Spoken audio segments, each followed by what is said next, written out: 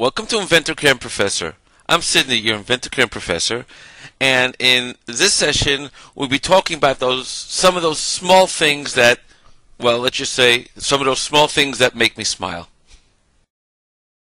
Among the lists of things that we'll be talking about will be adding a coordinate system during an operation, importing single tools, and also the tagging of tools in our list. We'll start off with the issue of coordinate systems within the operation. If I were to start a new operation, doesn't make a difference right now which operation. Let's just for say profile operation. And we have our coordinate system over here, but I'm looking at the part and I'm saying, wait a sec, you know what? I want to work actually on this side of the part over here with the hole, but I haven't created a coordinate system yet. In the previous versions that we've had to actually exit the part itself, go into our coordinate system manager, create a new coordinate system, and then go back into profile again, and only then can we choose the new home position. What we can do now is simply as follows. We can click on the button where it says coordinate system, and in the coordinate system manager that actually opens up, at this point we can create a new home position right now. I can simply go right click, add, and create a new home position. And when I finish the process, all I have to do is simply pick which home I want to use, say pick position home 2, and I just continue working, saving me a lot of time from going out and back into the operation itself.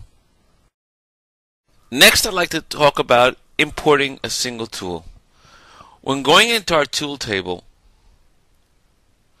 and selecting a tool,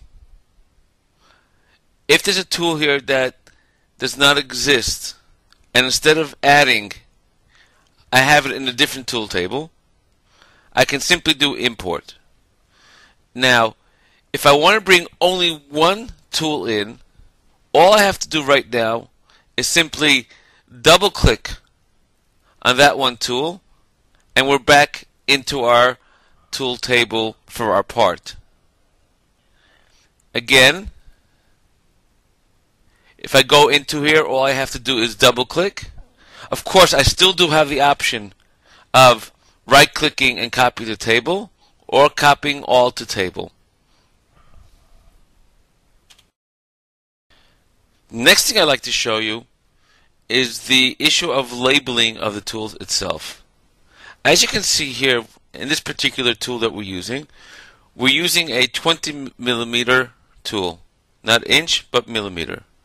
We know that this is a 20 millimeter because right now we're in this field, so we can actually see. But what about the rest of the tools in our list? We now have each tool is automatically marked according to the units that that tool is in. For example, over here we have a ball nose 4 millimeter tool, and we know immediately just by looking over here without having to go into the field itself that this is a 1/4 of an inch tool. Also, simply clicking over here, you'll see that this actually is a 1/4 of an inch tool. This is also true in my view table. Every single tool is marked with their units that we're working in. Now also, when I select the tool to work with, you'll note that in this dialog itself, we also have it marked whether it be inch or metric. So it's a lot easier now to identify what is the actual type of tool that you're working with, inch or metric. Thank you for joining us on InventorCAM Professor. Take care and have a nice day.